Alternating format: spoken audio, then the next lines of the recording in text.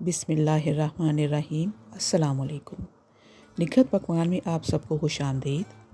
अच्छे पराठे बनाने के लिए सबसे पहले हम आटा गूँधेंगे और ये मेरी बहुत पुरानी आटा गूँधने वाली मशीन है जो बहुत परफेक्ट काम कर रही है। बस इसमें एक ही ख़राबी है और उस एक ख़राबी की वजह से इसकी सारी खूबियाँ मान पड़ गई हैं बेचारी की।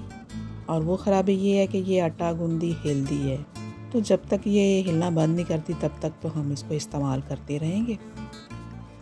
तो सबसे पहले हम डालते हैं इसमें आटा। अगर स्पेशल पराठे बनाने का इरादा है तो आप फिर मैदा यूज़ करें, उसमें थोड़ा सा आटा मिक्स कर लें बस।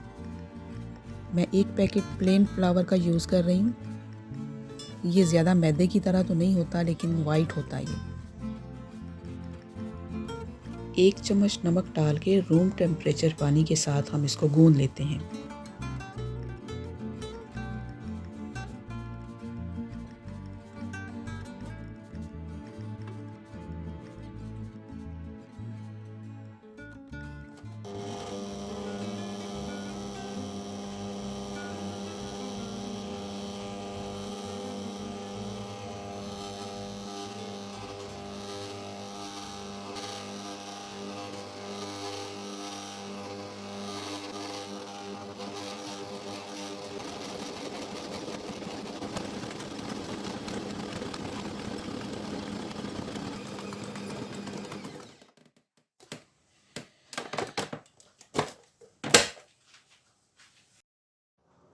आटा रेडी है हमारा, बिल्कुल सॉफ्ट, कोई इसमें लंप नहीं है और मज़ेदार पराठे बनेंगे इससे।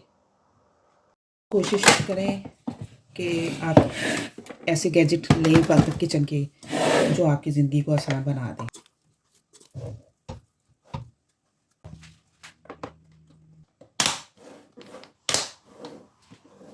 और अब आ जाए मैदान में। सोशल मीडिया पे काफ़ी किस्म के पराठे लोग बना रहे हैं, बहुत सारी लेयर, काफ़ी मेहनत करते हैं। तो आज उसी किस्म के पराठे मैं 2-3 बनाऊंगी आप लोगों के लिए। पहले पेड़ा बना के उसकी एक चपाती बेल लेनी है। पराठे के अंदर मैं हमेशा देसी घी या बटर लगाती हूँ, लेकिन जब उसको तवे के ऊपर डालती हूँ तो फिर मैं ऊपर देसी घी या बटर नहीं लगाती, फिर मैं ऑयल ब्रश के साथ थोड़ा सा लगा देती।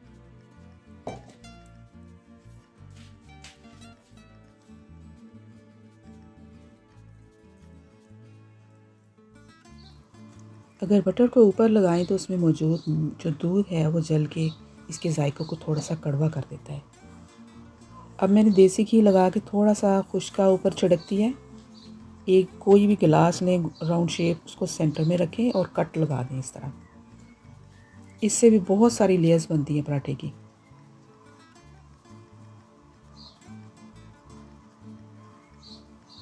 वो पंजाबी का मुहावरा है ना, सराने पवो या परांदी पवो, गल तो इको ही है। तो लेयर्स तो बन ही जाती हैं जैसे भी हम बनाएं। और नेक्स्ट जो मैं आपको पराठे सिखाऊंगी वो अपनी अम्मी के स्टाइल में सिखाऊंगी।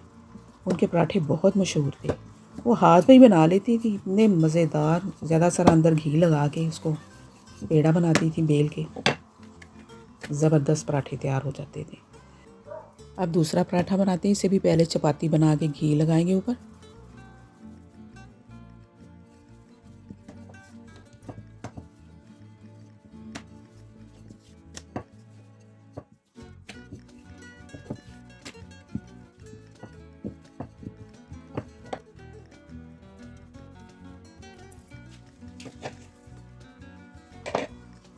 और एक साइड पे इस तरह कट लगा के कोन की शेप में इसको लपेटते जाएंगे इस तरह,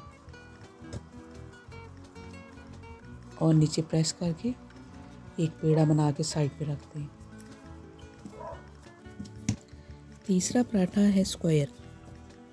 मुझसे जो बड़ी सिस्टर है वो हमारे बचपन में बना के दिया करती थी। उसको हम कहते थे चकोर पराठा और तकोन पराठा, उसकी बहुत ज़्यादा लेयर होती थी।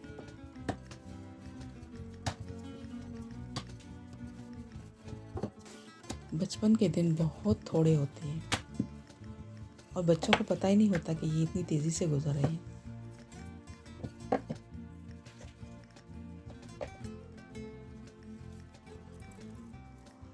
इस पराठे को इस तरह पलट दें जैसे ब्लैंकेट की तह लगाते हैं और स्क्वायर शेप दे दें। और एक साइड पे रख दें। बच्चियां जो नया नया सीखती हैं वो इस तरह के तजर्बात करती हैं शौक़ से। हम तो अब पराठे बना बना के खुद पूड़ी हो गए हैं। अब हमारी वो ख़ास ट्रिक आई है जिससे हम बिल्कुल गोल पराठा बनाएंगे। एक राउंड शेप कोई भी चीज़ रखें, बॉल या प्लेट, और साइडों से उसको कट कर दें। ये जो साइड से निकलेगा आटा, ये भी एक पराठे की लेयर है। इसे एक पेड़े के ऊपर रख के इकट्ठा करते जाएं। जब तवे के ऊपर डालें तो फ़ौरन तेल नहीं लगाना, उसको थोड़ा सा उलट पुलट के थोड़ा सा सेक लेना है। सेकने के बाद ब्रश के साथ ऑयल लगा देना है। यकीन करें ये जो ब्रश है ये भी बहुत काम की चीज़ है। चम्मच भर भर के हम डाला करते थे पराठों के ऊपर। कई दफ़ा वो एक्स्ट्रा चला जाना, उसको फिर उंडेल के वापस डालना तवे से, हाथ भी जल जाते थे हमारे। ये बड़े काम की चीज़ है, इससे मैस नहीं ज़्यादा होता और थोड़ा सा ऑयल लगता है। हमने देसी घी काफ़ी लगाया हुआ है अंदर, उसकी बहुत अच्छी सी लेयर आ जाएंगी। हल्का सा ऊपर से ब्रश किया और हल्की आंच पे इसको सेक लेना है। जब अच्छी तरह से क्रिस्पी हो जाए तो इसको पकड़ के थोड़ा सा हिला देना है ताकि उसकी लेयर अलग अलग हो जाए।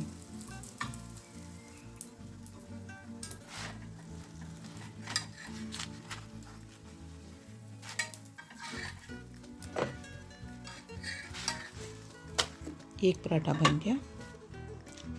अब ये दूसरा जो स्क्वायर है, इसको जब मैं रोल करूँगी तो ये गोल हो रहा है। होने दें इसको गोल, क्योंकि हमने इसको शेप देनी है गोल की। जिनको रोटी और पराठा गोल बनाने का इशू है वो इस तरह से बना सकते हैं।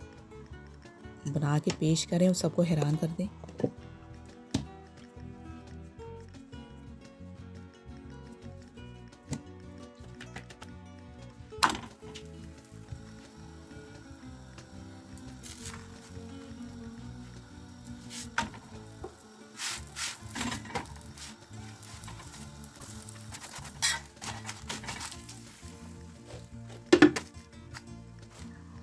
और तीसरा पराठा भी हम इसी तरह गोल बना लेंगे।